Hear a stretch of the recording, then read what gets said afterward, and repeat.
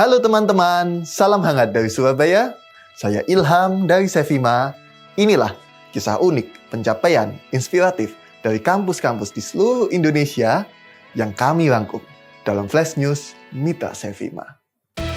Saat ini kita sudah bersama Bapak Profesor Frans Ijom, Direktur Polnustar.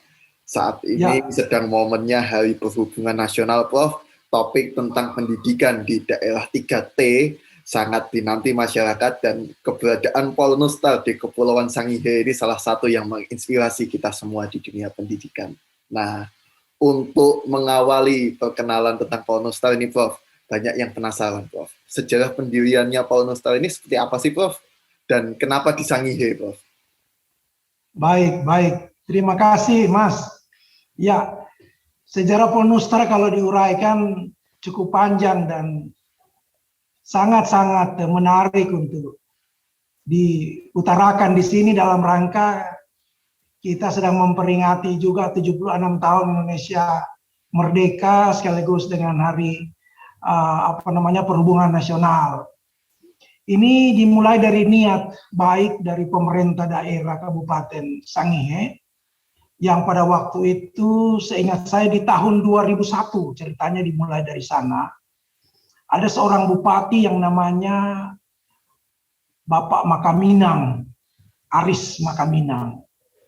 Dan wakilnya adalah Bapak Winsulangi Selindeho.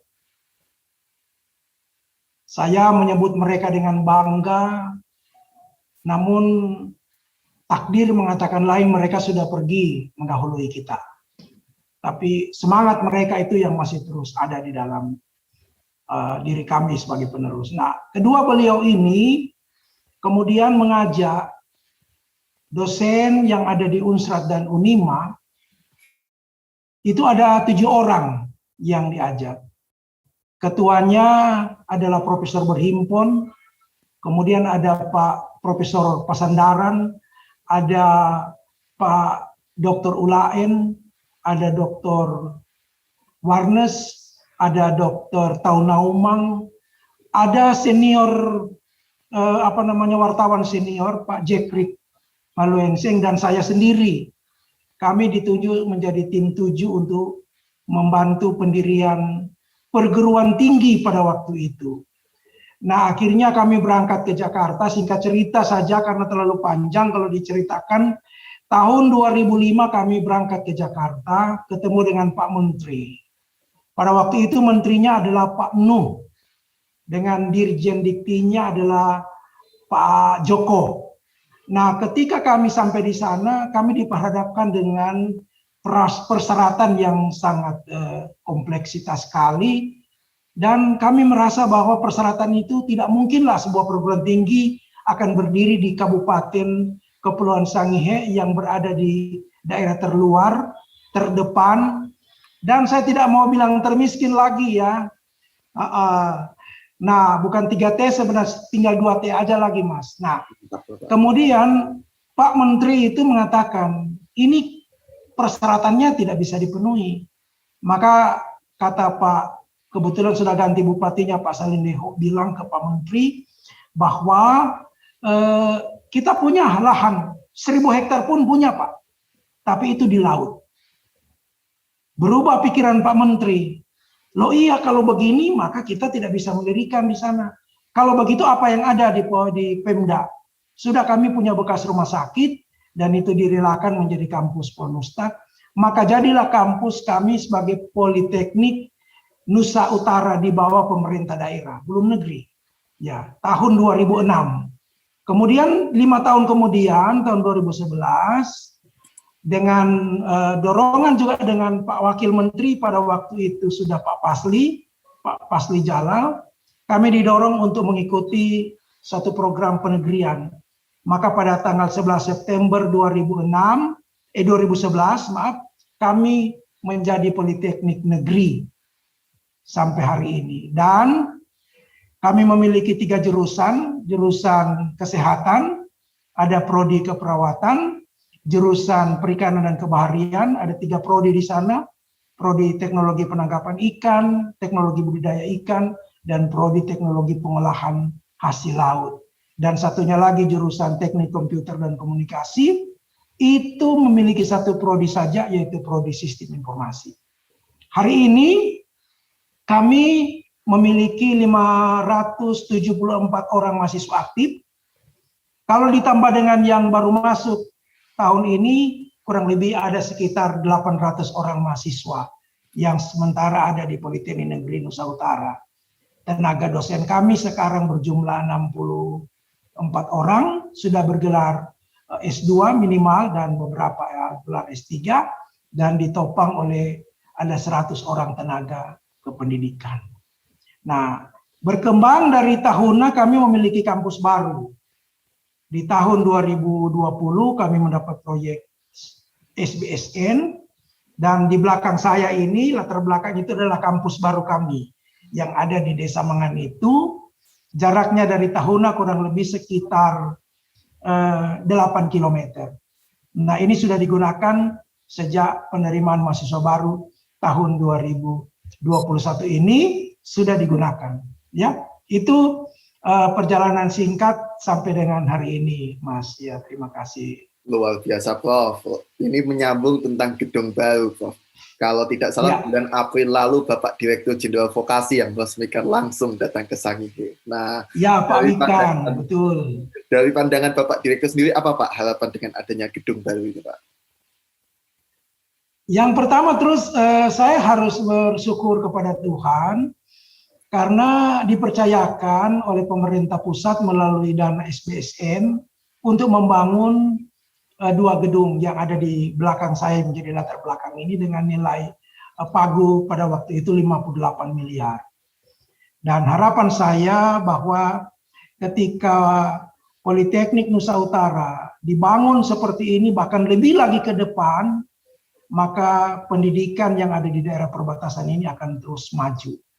Maju bukan hanya pada fasilitasnya saja, tetapi maju dalam hal menghasilkan sumber daya manusia yang siap bekerja untuk membangun Indonesia dari pinggiran seperti kata Pak Presiden Jokowi. Ya, seperti itu. Mantap, Bapak. Kita kembali lagi ke apa yang tadi disebutkan Bapak, ada 800 orang mahasiswa ditambah dengan yang masuk pada baru ini, pada tahun ajaran ini. Untuk lulusan vokasi sendiri, Prof, di Sangihe, apa saja peluang kerjanya? Yang pertama, semua lulusan kita memiliki peluang kerja yang sama. Hari ini kita sudah berubah cara pandang kita terhadap pembagian jurusan. Hari ini kita sudah berada pada era di mana semua jurusan itu terkoneksi atau dibutuhkan oleh semua lini pekerjaan.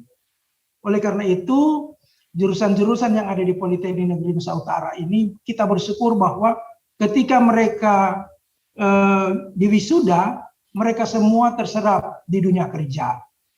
Apakah dunia kerja itu sesuai dengan bidang yang dia tekuni waktu dia sekolah? Dan juga tidak, tetapi pada prinsipnya mereka semua bisa bekerja di mana tempat mereka berada.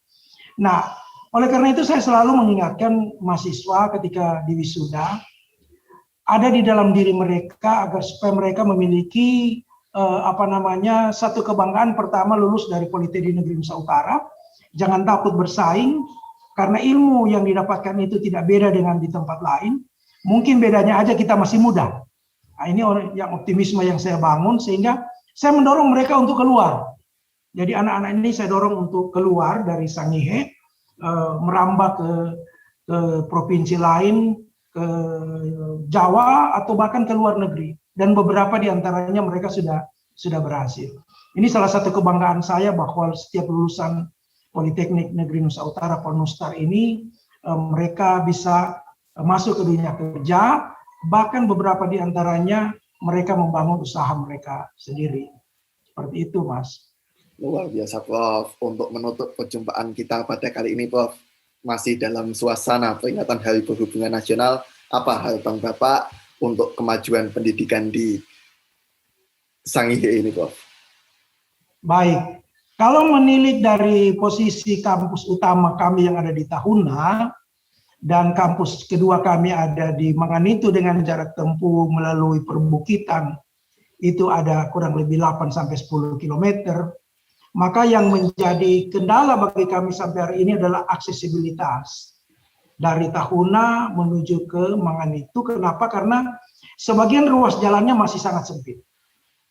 Oleh karena itu berhubungan dengan Hari Perhubungan Nasional, maka saya pada kesempatan ini ingin menitipkan bahwa pemerintah perlu memperhatikan aksesibilitas ruas jalan antara kampus Tahuna dan kampus Manganitu, agar supaya memang benar-benar jalannya menjadi layak, artinya lebih luas lagi dari kondisi yang ada sekarang, agar supaya moda transportasi yang tercipta ini juga akan memberikan efek ekonomi bagi masyarakat. Sehingga kota Tahuna ini tidak akan berpusat pada kotanya saja, tetapi akan meluas sampai ke kampus Manganitu. Maka akan terjadi pertumbuhan ekonomi, baik di kota Tahuna sendiri maupun di Manganitu sebagai kecamatan. Nah, dengan aksesibilitas jalan mutunya dinaikkan, dilebarkan, maka tentu modal transportasi ini akan menjadi lancar, sehingga perekonomian dari sisi sektor transportasi ini akan meningkat, masyarakat mendapatkan pendapatan, maka dia memiliki kemampuan untuk mengirim anak-anaknya untuk boleh melanjutkan pendidikan di Politeknik Negeri Nusa Utara. Seperti itu, Mas ya.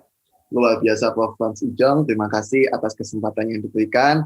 Salam hormat kami Prof dari Sevima di Surabaya. Terima kasih. Ya. Prof, segenap pimpinan dan sivitas di Polrestar. Mohon bimbingan dan arahan selalu Prof, jika ada hal-hal yang berkenan perlu dikembangkan, kami siap Prof. Solusi teknologi perguruan tinggi Anda. Sevima, Revolutionize Education.